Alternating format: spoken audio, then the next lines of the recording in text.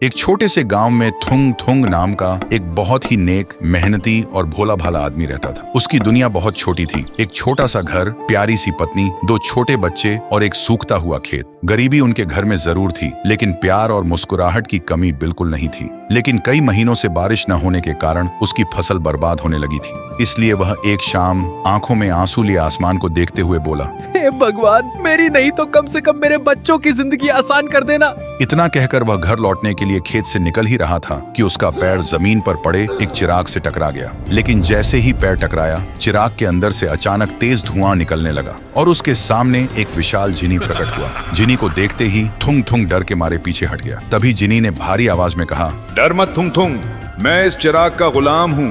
तुम मुझसे 3 ख्वाहिशें मांग सकते हो। सुनते ही थुंग थुंग ने हैरानी से जिनी को देखा, फिर बोला, जिनी भाई, अगर तुम सच में मेरी मदद करना चाहते हो तो मेरे लिए कुछ मत करना। हमारे गांव के खेत सूख रहे हैं, अगर बारिश हो जाए तो पूरा गांव बच जाएगा। सुनते ही जिनी अपनी उंगली घुमाई और देखते ही देखते आसमान का रंग बदल गया। जोर जोर से बारिश होने लगी। सूखी जमीन पर पानी की बूंदें पड़ते ही पूरा गांव खुशी से झूम उठा। लेकिन सबसे ज्यादा खुश थुंग थुंग था। अगली सुबह थुंग थुंग खेत की तरफ जा रहा था। तभी जिनी ने अपना रूप छोटा करके थुंग थुंग के कंधे पर आ बैठा। जिनी को देखते ही थुंग थुंग ने प्यार से पूछा, कैसे हो जिनी भाई? सुनते ही जिनी हैरान हो गया, क्योंकि सदियों में पहली बार किसी मालिक ने उसका हाल पूछा था। तभी जिनी ने कहा, मैं ठीक हूँ, अब अपनी दूसरी ख्वाहिश मांगो। थुंग थुंग ने बिना ज्यादा सोचे कहा, जिनी भाई, मेरे गांव के हर बीमार को अच्छी सेहत दे दो ताकि सब हंस खेल कर जी सकें।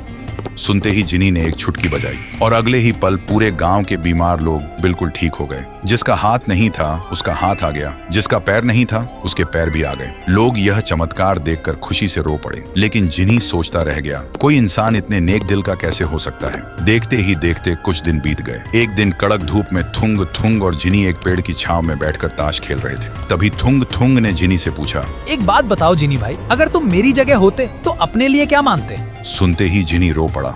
सदियों से सबने मुझे अपनी ख्वाहिशों के लिए इस्तेमाल किया।